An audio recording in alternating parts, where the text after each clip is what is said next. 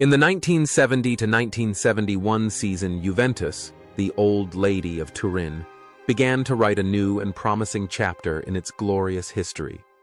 It was a pivotal, generational transition where experienced veterans guided a group of talented young players who would later become the backbone of Italian football. With the famous Catenaccio defensive style of play, enhanced by the softness of the artists in the midfield, they not only competed fiercely in Serie A, but also advanced deep into the Fares Cup. That generation deeply engraved in the hearts of fans, the image of resilience, gallantry, and aristocratic spirit. But behind the glory of the field, behind the resounding cheers in the Stadio Comunale, stands that day our human destinies filled with joys, anger, love, and hate. More than half a century has passed. Time has covered the trophies with dust, but also carved indelible marks on their lives. Some became great strategists. Some chose a life of seclusion, and some passed away forever, leaving behind endless regret. Today, let me calm down and listen to the story of those heroes of Juventus, 1970-1971.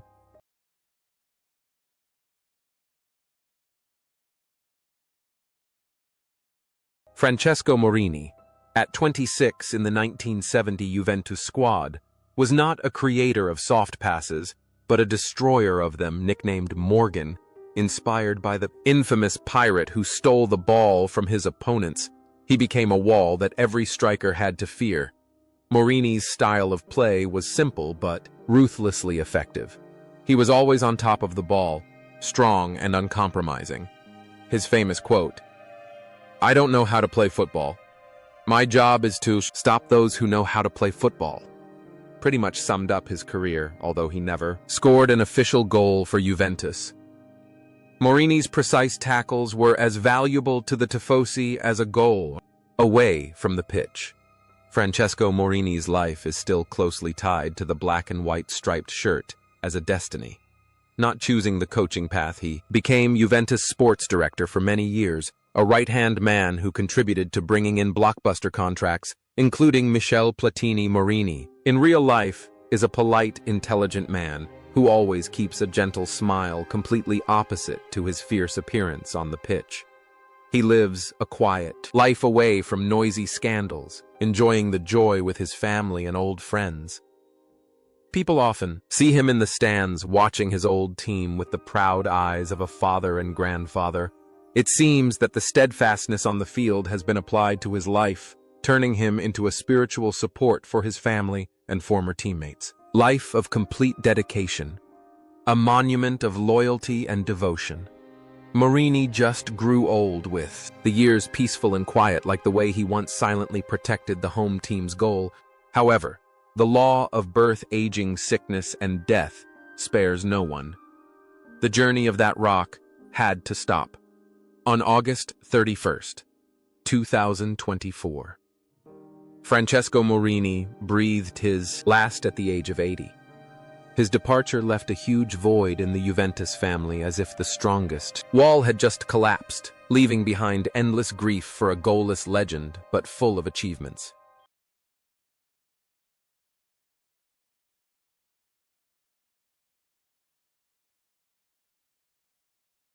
Luciano Spinozzi, the 20-year-old defender who joined Juventus in the summer of 1970, brought with him youthful energy and intense enthusiasm. Moving from AS Roma with Fabio Capello, he immediately proved himself to be not an attachment, but an important link in the defense. The combination of youth, determination, and Roman style created Spinozzi's own unique playing style. In the 1977 season, he participated in 28 matches, becoming a reliable support alongside his experienced seniors. With his long romantic hair, attractive face, and fearless fighting spirit, Spinozzi quickly became the idol of Italian youth at that time. After his peak years with Juventus, with numerous Scudetto titles, Spinozzi continued his career journey at Roma and Verona before hanging up his boots. Not willing to rest, he turned to coaching, where he left a strong mark as an assistant to Sven-Göran Eriksson at Lazio during the golden period of this team. Spinozzi's life is always in constant motion. He is known as a funny, sociable man who always keeps the passion for football, although not the center of media attention like his former teammate Spinozzi, still has a prestigious position. In the professional world, where he is respected for his knowledge and extensive experience, there is an interesting contrast between Spinozzi on the pitch and off. While on the pitch, he is a warrior who is not afraid of collision off the pitch. He is a gentle gentleman who enjoys life poetically. He spends a lot of time with his family, participates in community activities, and occasionally appears on football commentary programs with sharp but humorous perspectives. Today, at the age of 74, Luciano Spinozzi is living a peaceful life after years of fighting. He has left the coaching bench, choosing to retire behind the scenes to enjoy his old age. Although his hair has turned gray with time, the defender's eyes still shine with pride. When recalling a time of vibrant youth where he and his teammates wrote glorious pages of history for Italian football,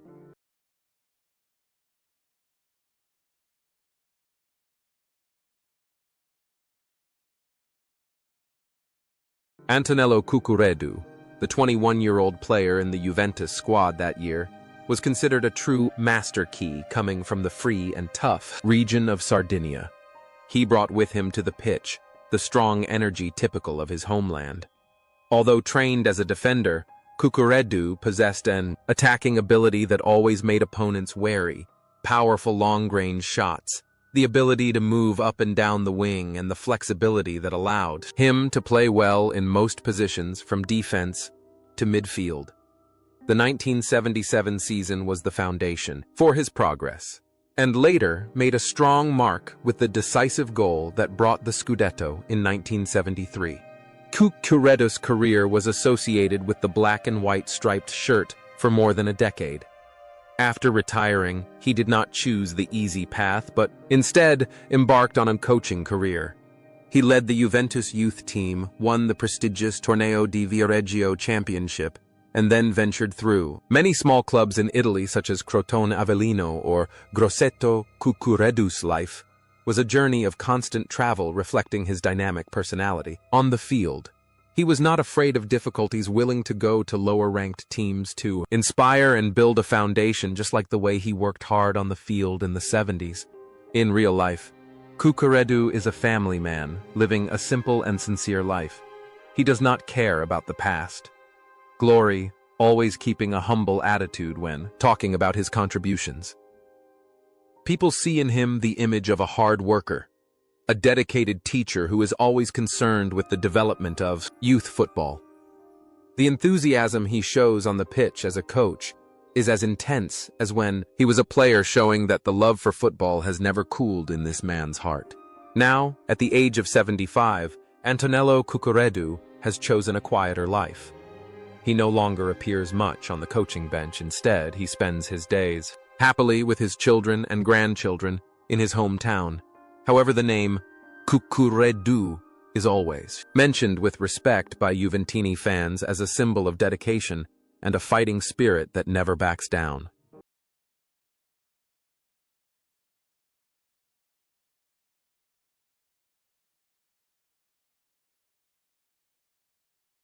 Sandro Salvadore, at the age of 31 in 1970, was already a true icon, while many of his teammates were still in the early stages of their careers as captain and libero.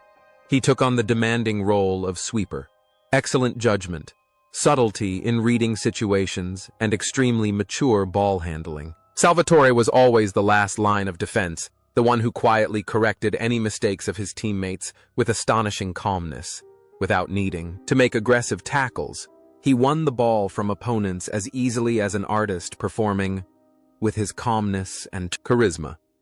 Salvadore became a solid fulcrum, leading the young generation of Juventus through a challenging transition period. Salvadore's career was a golden record with many scudetti and the 1968 Euro Championship with Italy. After hanging up his boots in the mid-1970s, he chose to withdraw completely from the limelight. Unlike many of his colleagues, Salvadore was not interested in coaching or commentating. He returned to ordinary life, managing a small agricultural farm in the Asti region. He found joy in tending his garden, living in harmony with nature away from the noise of the modern football world. It was a peaceful life reflecting his leisurely, carefree demeanor when playing. The contrast between the powerful leader on the field and the quiet old farmer off the field further enhances Salvador's personality. He rarely gives interviews, keeps his private life private, but whenever he appears, he always receives absolute respect from fans and juniors. He is the embodiment of a generation of players who play football with thinking and live with humility. However, the journey of that exemplary captain has stopped. On a cold night on January 4, 2007, Sandro Salvadore suddenly passed away due to a heart attack at the age of 67. His departure was quiet but left a great sorrow for the whole Italian football. His legacy is not only the titles, but also the eternal model of a gallant, elegant, and responsible leader.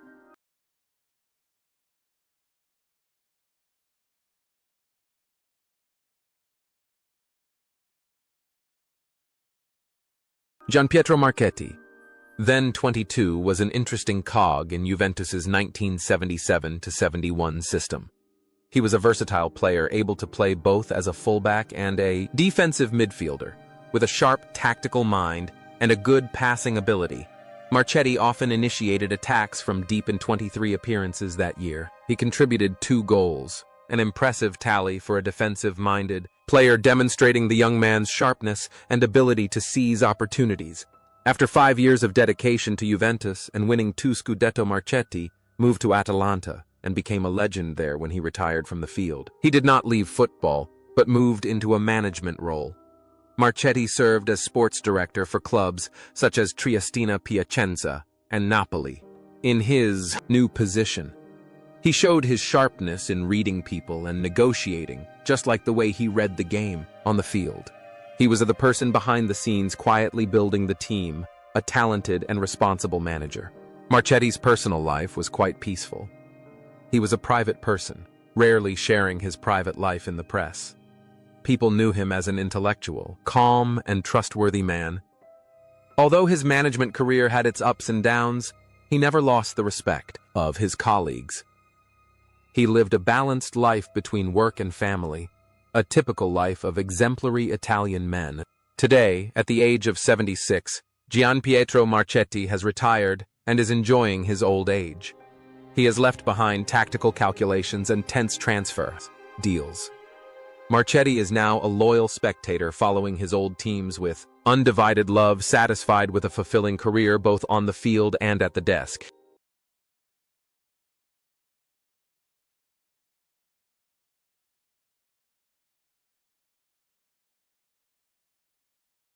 Luigi Donova, in the 1977 season, appeared in the Juventus roster as a curious unknown.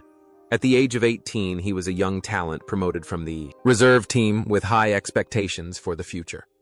Although he did not have any official appearances that season, Donova still acquired a valuable asset, training every day alongside high-class seniors such as Salvadore or Marini. His journey at that time was a symbol of a generation of persistent young players, quietly waiting for their chance and constantly striving to gradually assert their position under the sun. Unable to find opportunities at Juventus, Donova made a brave decision to leave to assert himself. He moved to Como Cesena and then Torino, Juventus's great rival in the same city. It was at Torino that he truly shone, becoming one of the best defenders of Serie A in the 70s, even being called up to being the Italian national team. Donova's story is a lesson in perseverance. The starting point may not be favorable, but personal effort will determine the destination. After retiring, he also participated in coaching work in lower leagues, continuing to inspire the next generation. In real life, Luigi Donova is known as a humble and hard-working person. He understands the value of work and sacrifice without a flashy appearance. He conquers others with sincerity and simplicity. His life behind the football field is simple days with his family, away from the noise and gossip. Now, at the age of 72, Luigi Donova is enjoying the life of a pensioner. Although he is not a famous legend of Juventus, his journey from the bench to becoming a national player is still a beautiful story. inspiring young players who are struggling to find their own opportunities.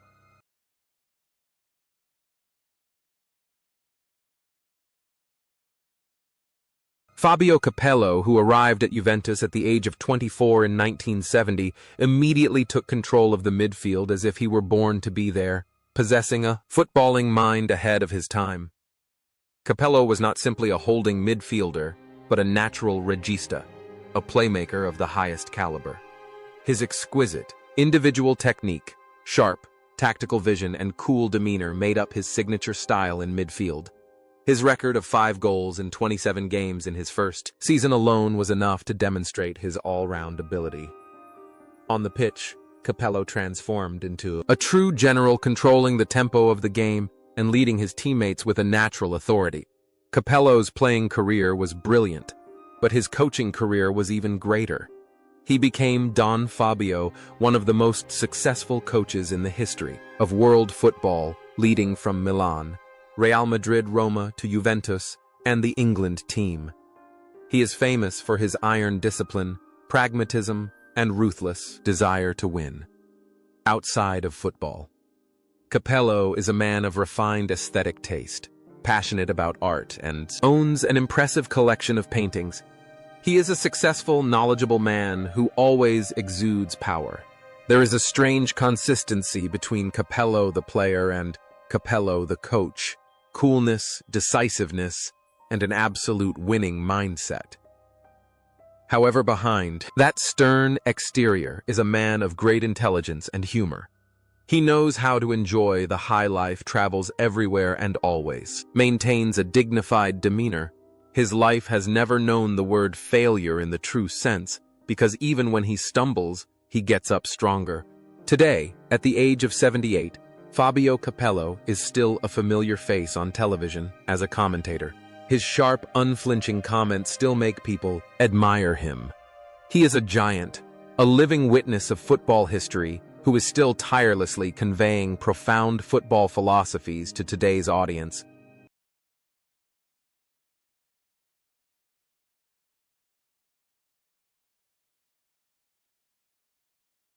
Giuseppe Furino, born in 1946 and with a small body, was considered the heart and lungs of Juventus. During that period, if Capello was the creative brain, then Furia was the endless source of energy, the one who rolled all over the field to win back every ball. He was a living symbol of the typical Grinta spirit, fierce, persistent, and never giving up, although only 1.69 meters tall. Furino still made opponents wary of his tenacity and ability to cling to the ball to the point of suffocation. Always fighting silently for the team, he was the foundation for the stars on the front line to shine. Furino's career was a remarkable one. He spent his entire career at Juventus winning 8 Scudetti, a record that stood for decades before being broken by Buffon. Furino never left the Bianconeri ship, even in the most difficult times. After retiring, he worked in the club's youth, team and scouting department. His life was a mirror of absolute loyalty. He lived a simple, private life and always put his family first. However, fate tested the old warrior in a cruel way. During the COVID-19 pandemic, his wife, Irene, his lifelong partner, passed away from the virus, and Furino himself almost did not survive. The pain of losing his beloved wife was the biggest shock of his life. But with the warrior spirit he had, trained on the field, he got up and continued to live for his children and grandchildren. His lonely but resilient image made many fans feel sorry and admire him. Now, at 78, Giuseppe Furino is a living legend of Turin. Although his health has declined, the flame of love for Juventus in him has never been extinguished. He remains an immortal symbol of loyalty, a quality that is increasingly rare in modern football.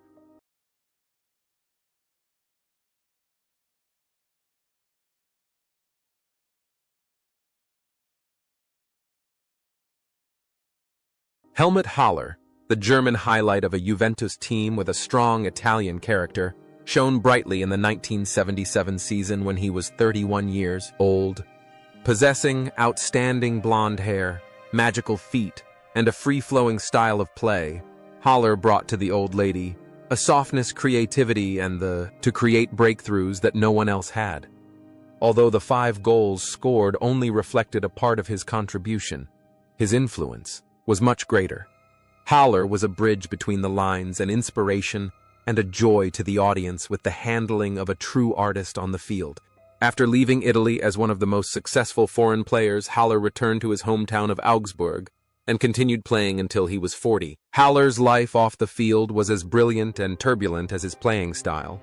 He was famous for being a womanizer, had many marriages, and was always the center of the press. However, behind the halo were sad corners. In the last years of his life, he faced financial difficulties and his health seriously declined. He had to fight dementia and Parkinson's diseases that gradually took away his memories of his golden age. The contrast between a blonde angel flying on the field and a sick, lonely old man at the end of his life is a sad note. The artist who once captivated many hearts had to face his own oblivion. And then, what had to happen happened.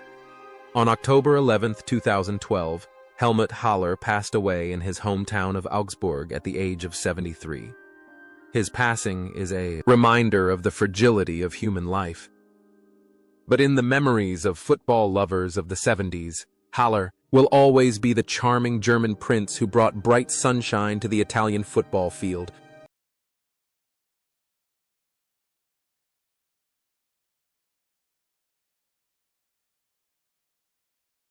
Franco Causio, nicknamed Barone, was the epitome of elegance and technical excellence. The 1977 season marked Causio's return to Juventus from loan, and the 21-year-old quickly took over the right wing. With his samba-like dribbling and millimeter-perfect crosses, Causio scored 6 goals and created countless chances. He brought artistry, cunning, and aristocratic class to Juventus's style of play, true to his nickname. Causio's career then flourished, culminating in the 1982 World Cup championship with the Italian team. He became one of the best wingers in Italian football history. After retiring, Causio remained closely associated with football as a television commentator and brand ambassador. He wrote books, sharing his philosophy of football and life. The Baron's life was very fulfilling. He maintained his form, health, and remarkable clarity. He was a successful businessman and had a happy family, a model of a star who knew how to shine both during and after his career. There is not much difference between Causio on the field and Causio in real life. Still neat, polite, and intelligent. He always appears in public with a neat appearance, speaks attractively, and is full of knowledge. He proves that football players not only know how to play football but can also become successful gentlemen in society. Today, at 75, Franco Causio remains a sought-after figure on Italian sports channels. He lives the life of a respected legend regularly, participating in charity matches and Juventus events. His story is ending a happy melody in the symphony of ups and downs of the 1970s generation.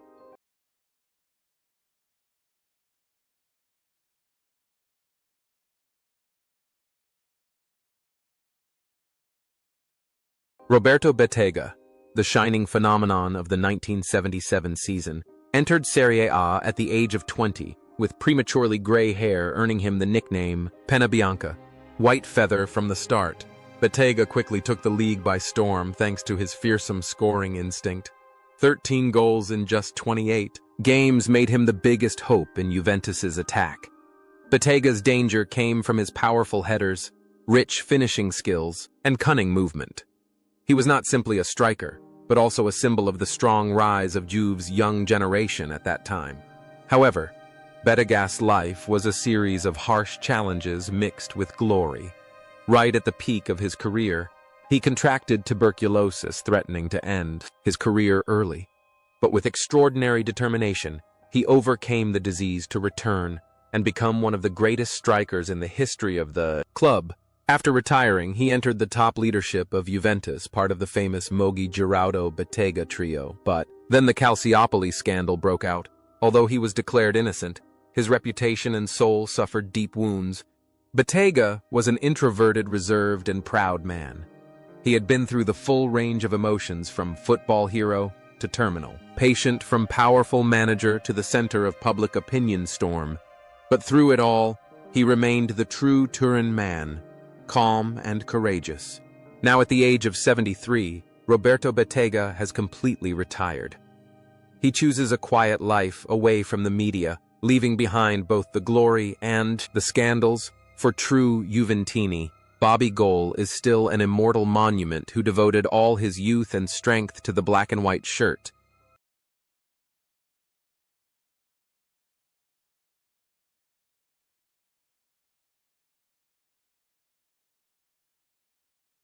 Pietro Anastasi, Pietruzzu, as he was known to southern Italian fans, burst onto the scene at the age of 22, becoming the world's most expensive signing at the time.